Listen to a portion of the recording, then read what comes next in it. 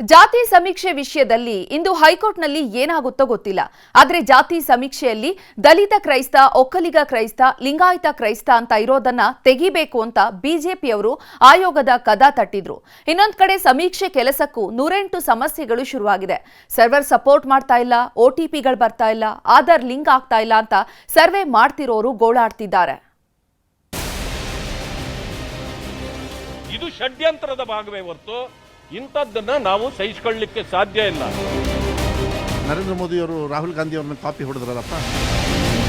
ಸಿದ್ದರಾಮಯ್ಯ ಸರ್ಕಾರದ ಕನಸಿನ ಆರ್ಥಿಕ, ಸಾಮಾಜಿಕ, ಶೈಕ್ಷಣಿಕ ಸಮೀಕ್ಷೆ ನಿನ್ನೆಯಿಂದ ರಾಜ್ಯದೆಲ್ಲೆಡೆ ಶುರುವಾಗಿದೆ. ಸಾಕಷ್ಟು ವಿರೋಧಗಳ ಮಧ್ಯೆನೂ ಹಠಬಿಡದ ಮುಖ್ಯಮಂತ್ರಿ ಸಿದ್ದರಾಮಯ್ಯ ಜಾತಿ ಸಮೀಕ್ಷೆ ನಡೆಸೋಕೆ ಆದೇಶ ಮಾಡುತ್ತಿದ್ದಂತೆ ಜಾತಿ ಸಮೀಕ್ಷೆ ನಡೆಸೋ ಕೆಲಸನೂ ಶುರುವಾಗಿದೆ. ಈ ಸಮೀಕ್ಷೆ ಸುಗಮವಾಗಿ ನಡೆಯುವುದಕ್ಕಿಂತಲೂ ಗೊಂದಲ, ಫಜೀತಿಗಳೇ ಹೆಚ್ಚಾಗಿವೆ. ಸಮೀಕ್ಷೆ ಮಾಡೋ ಸಿಬ್ಬಂದಿಗೂ ಸಮೀಕ್ಷೆಗೆ ಒಳಪಡುತ್ತಿರುವ ಜನರಿಗೂ 10 ಹಲವು ಸಮಸ್ಯೆಗಳು ಕಾಡುತ್ತಿವೆ. ಒಟ್ಟು 2 ಕೋಟಿ ಮನೆಗಳ 7 ಕೋಟಿಗೂ ಅಧಿಕ ಜನರ ದತ್ತಾಂಶವನ್ನು ಸಂಗ್ರಹಿಸೋಕೆ ಸಮೀಕ್ಷೆ ನಿರೀಕ್ಷಿತ ವೇಗದಲ್ಲಾಗ್ತಿಲ್ಲ. ಎಲ್ಲವೂ ಗೊಂದಲಮಯವಾಗಿದ್ದು ಸಮೀಕ್ಷೆ ಬಗ್ಗೆ ಜನರಲ್ಲಿ ಅಸಹನೆ, ಆಕ್ರೋಶಗಳು ಮಡುಗಟ್ಟಿವೆ. ಜನರನ್ನ ಬಿಡಿ, ಖುದ್ದು ಸಮೀಕ್ಷೆ ಮಾಡ್ತಿರೋರಿಗೆ ಸರ್ವೆ ಕೆಲಸ ಮೊದಲ ದಿನವೇ ಸಾಕಪ್ಪ ಸಾಕು ಅನ್ನಿಸ್ತಿದೆ. ಇದಕ್ಕೆ ಕಾರಣ ಆಗ್ತಿರೋ ಸಮಸ್ಯೆಗಳು: ಸಮೀಕ್ಷೆ ಮಾಡುವಾಗ ಸರ್ವರ್ ಸಮಸ್ಯೆ ಕಾಡುತ್ತಿದೆ. ಹಳ್ಳಿಗಳಲ್ಲಿ ಮೊಬೈಲ್ ನೆಟ್ವರ್ಕ್ ಸಿಗುತ್ತಿಲ್ಲ. ಕೆಲವರ ಮೊಬೈಲ್ಗಳಲ್ಲಿ ಡೌನ್ಲೋಡ್ ಸಮೀಕ್ಷೆಯ ಆ್ಯಪ್ ಡೌನ್ಲೋಡ್ ಆಗುತ್ತಿಲ್ಲ. ಡೌನ್ಲೋಡ್ ಆಗಿರುವ ಆ್ಯಪ್ನಲ್ಲೇ ಅಪ್ಲೋಡ್ ಮಾಡುವುದಕ್ಕೂ ಗೊಂದಲ ಉಂಟಾಗುತ್ತಿದೆ. ಸಿಬ್ಬಂದಿಗೆ ತಂತ್ರಜ್ಞಾನದ ತರಬೇತಿ ಸರಿಯಾಗಿ ಸಿಗದ ಕಾರಣಕ್ಕೆ ಪರದಾಡುವಂತಾಗಿದೆ. ಕೆಲವೊಂದು ಸಮಯದಲ್ಲಿ OTP ವಿಳಂಬ ಕೂಡ ಆಗುತ್ತಿದೆ. ಕೆಲ ಮನೆಗಳಲ್ಲಿ ಆಧಾರ್ಗೆ ಲಿಂಕ್ ಆಗಿರದ ಮೊಬೈಲ್ಗಳಿರೋ ಕಾರಣಕ್ಕೆ OTP ಸಿಗ್ತಿಲ್ಲ. ಒಂದು ಮನೆ ಸಮೀಕ್ಷೆಗೆ ಸುಮಾರು 2 ಗಂಟೆ ಬೇಕಾಗಿದೆ. ಎಲ್ಲವೂ ಸರಿ ಇದ್ದು ಎಂಟ್ರಿ ಮಾಡಿದ ಬಳಿಕ ಅಪ್ಲೋಡ್ ಬಟನ್ ಒತ್ತಿದಾಗ ಎರರ್ ಅಂತ ತೋರಿಸುತ್ತಿರೋದು ಸಿಬ್ಬಂದಿ ತಾಳ್ಮೆಯನ್ನೇ ಪರೀಕ್ಷೆಗಿಟ್ಟಂತೆ ಭಾಸವಾಗುತ್ತಿದೆ. ಸರ್ವರ ಭಾಳ ತೊಂದರೆ ಆಗ್ತಾ ಇದೆ ಸರ್. ಎರರ್ ಅಂತ ತೋರಿಸ್ತಾ ಇದೆ. ನಾವು ಸಬ್ಮಿಟ್ ಮಾಡಿದಾಗ ಕೊನೆ ಹಂತದಲ್ಲಿ ನಾವು ಎಲ್ಲ ಮಾಹಿತಿಯನ್ನು ತುಂಬಿ ಅವ್ರಿಗೆ ಸೈನ್ ಮಾಡಿಸ್ಕೊಂಡು ನಾವು ಸಬ್ಮಿಟ್ ಮಾಡಬೇಕಾಗುತ್ತೆ. ಅವಾಗ ಏನಾಗುತ್ತೆ, ಅದು ಮ್ಯಾಪ್ ಎರರ್ ಅಂತ ತೋರಿಸುತ್ತಾ. ಮತ್ತೊಂದೆಡೆ ಬೆಳಗಾವಿಯಲ್ಲಿ ಸಮೀಕ್ಷೆಗೆ ನೇಮಿಸಿರುವ ಶಿಕ್ಷಕರ ಪಟ್ಟಿ ಕಂಡಾಗ ಶಿಕ್ಷಣ ಇಲಾಖೆಯೇ ಈ ಸಮೀಕ್ಷೆಯನ್ನ ಸೀರಿಯಸ್ ಆಗಿ ತೆಗೆದುಕೊಂಡಿಲ್ವಾ ಎಂಬ ಅನುಮಾನ ದಟ್ಟವಾಗಿದೆ. ಬೇಕಾಬಿಟ್ಟಿಯಾಗಿ ಶಿಕ್ಷಣ ಇಲಾಖೆ ಅಧಿಕಾರಿಗಳು ಜಿಲ್ಲೆಯಲ್ಲಿರುವ ಶಿಕ್ಷಕರ ಪಟ್ಟಿಯನ್ನ ಮುಂದಿಟ್ಟು ಸಮೀಕ್ಷೆ ನಡೆಸುವಂತೆ ಸೂಚನೆ ನೀಡಿದೆ. ವಿಶೇಷ ಚೇತನ ಶಿಕ್ಷಕರು, ವಯಸ್ಸಾದವರು, ಗರ್ಭಿಣಿಯರು ಹಾಗೂ ಆರೋಗ್ಯ ಸಮಸ್ಯೆ ಇರುವವರನ್ನೂ ಸಮೀಕ್ಷೆ ಮಾಡಲು ನೇಮಿಸಲಾಗಿದೆ. ದೂರದ ಊರುಗಳಿಗೆ ಹೋಗಲಾಗದೆ ಪರದಾಡಬೇಕಾಗಿದೆ. ನೊಂದ ಶಿಕ್ಷಕರು ಬೆಳಗಾವಿ ಜಿಲ್ಲಾಧಿಕಾರಿ ಕಚೇರಿ ಮುಂಭಾಗದಲ್ಲಿ ಪ್ರತಿಭಟನೆ ನಡೆಸಿದ್ರು. ಕೇವಲ ಬೆಳಗಾವಿಯೊಂದರಲ್ಲಷ್ಟೇ ಅಲ್ಲ, ರಾಜ್ಯದ ಹಲವು ಜಿಲ್ಲೆಗಳಲ್ಲೂ ಇದೇ ಸಮಸ್ಯೆ ಕಾಡುತ್ತಿದೆ. ಅಷ್ಟೇ ಅಲ್ಲ, ಕಳೆದ ಬಾರಿ ಗಣತಿ ಮಾಡಿದ್ದಕ್ಕೆ ಸರಿಯಾಗಿ ಸಂಬಳ ನೀಡಿಲ್ಲ ಎಂಬ ಕಾರಣಕ್ಕೆ ಶಿಕ್ಷಕರು ಇಚ್ಛಾಶಕ್ತಿ ತೋರುತ್ತಿಲ್ಲ. ಅವರಿಗೆ 20,000 ರೂಪಾಯಿ ಬೋನಸ್ ಬಂದಿದೆ ಅಂತ ಹೇಳ್ತಾರೆ. ಯಾರಿಗೂ ಹೋದ್ರೆ ಅಂಥ ದುಡ್ಡಿನ ತುರ್ತು ಯಾರಿಗೂ ಇಲ್ಲಿ ಇಲ್ಲ.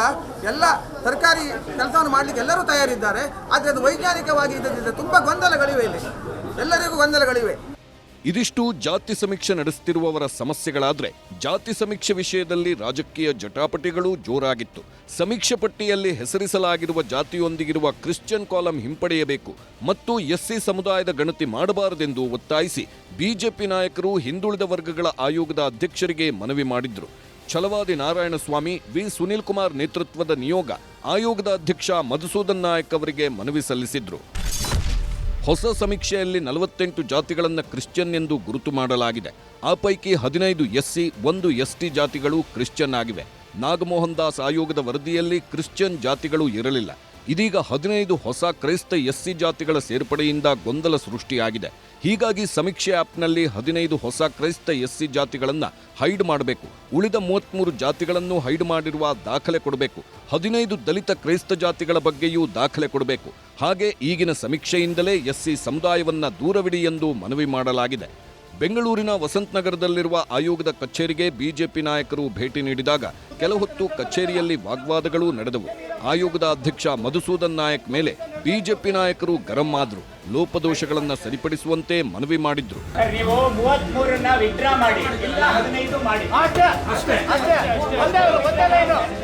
ಜಾತಿ ಸಮೀಕ್ಷೆ ವಿಚಾರವಾಗಿ ರಾಜಕೀಯ ರಂಪಾಟವೂ ನಡೆದಿದೆ. ಆಯೋಗಕ್ಕೆ ದೂರು ಕೊಟ್ಟ ಬಿಜೆಪಿ ವಿರುದ್ಧ ಕಾಂಗ್ರೆಸ್ ನಾಯಕರು ತಿರುಗೇಟು ಕೊಟ್ಟರು.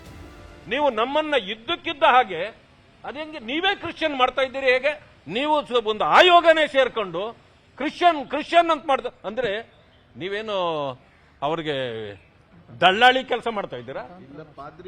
ಇದನ್ನು ಮಾಡಬಾರ್ದು, ತಕ್ಷಣ ಇದನ್ನ ಕೈ ಬಿಡಬೇಕು ಅಂತ ಹೇಳ್ತಕ್ಕಂಥ ಮಾತನ್ನು ಹೇಳಿದ್ದೀವಿ. ಇದು ಷಡ್ಯಂತ್ರದ ಭಾಗವೇ ಹೊರತು ಇಂಥದ್ದನ್ನ ನಾವು ಸಹಿಸಿಕೊಳ್ಳಲಿಕ್ಕೆ ಸಾಧ್ಯ ಇಲ್ಲ.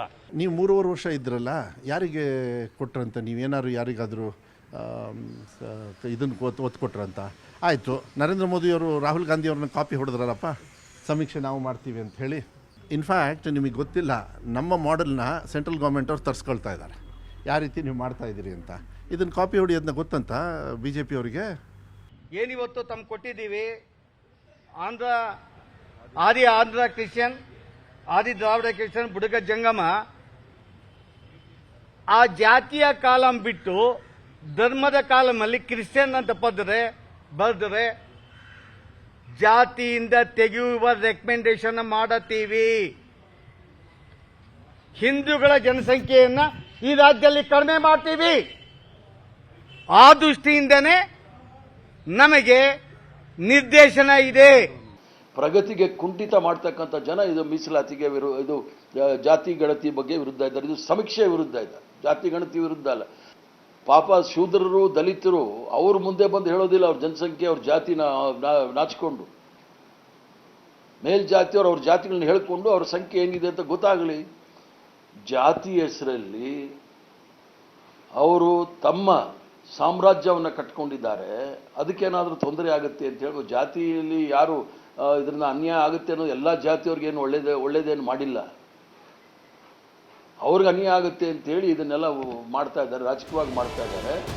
ಈ ಮಧ್ಯೆ ಹಿಂದುಳಿದ ವರ್ಗಗಳ ಆಯೋಗದ ವಿರುದ್ಧವೇ ಬಿಜೆಪಿ ನಾಯಕರು ಮಾತನಾಡುತ್ತಿದ್ದಾರೆ. ಆಯೋಗ ರಾಜ್ಯ ಸರ್ಕಾರದ ಕೈಗೊಂಬೆಯಂತಿದೆ, ಯಾರದ್ದೋ ಮಾತುಗಳನ್ನು ಕೇಳಿಕೊಂಡು ಸಮೀಕ್ಷೆ ಮಾಡಲಾಗ್ತಿದೆ ಎಂದು ಬಿಜೆಪಿ ನಾಯಕರು ಆರೋಪಿಸಿದರು. ಇದಕ್ಕೆ ಉತ್ತರ ಕೊಟ್ಟಿರುವ ಆಯೋಗದ ಅಧ್ಯಕ್ಷ ಮಧುಸೂದನ್ ನಾಯಕ್, ಸಂವಿಧಾನದಲ್ಲಿರುವ ಅವಕಾಶಗಳ ಅನುಸಾರವೇ ಎಲ್ಲವೂ ಆಗ್ತಿದೆ, ಬಿಜೆಪಿಯವರೇ ಗೊಂದಲ ಮಾಡಿಕೊಂಡಿದ್ದಾರೆ ಎಂದು ತಿರುಗೇಟು ಕೊಟ್ಟರು.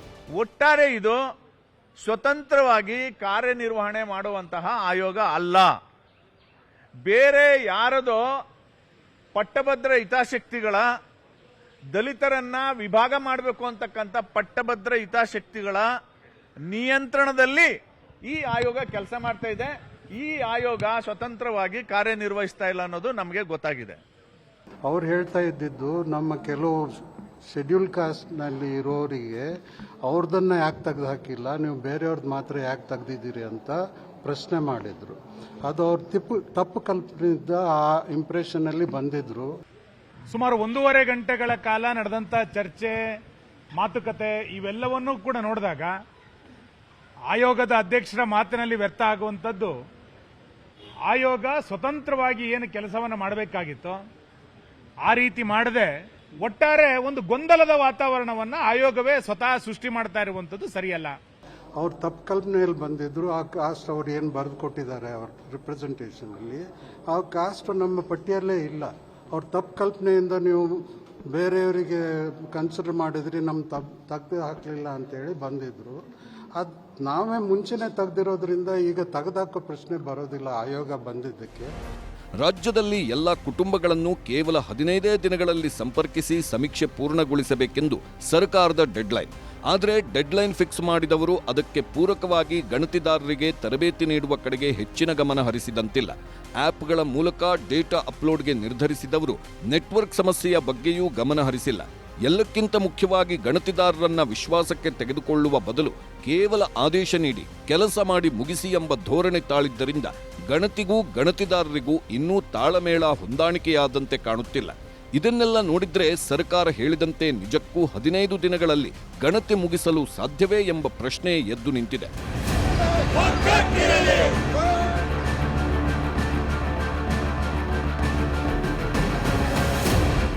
Bureau report, news 18.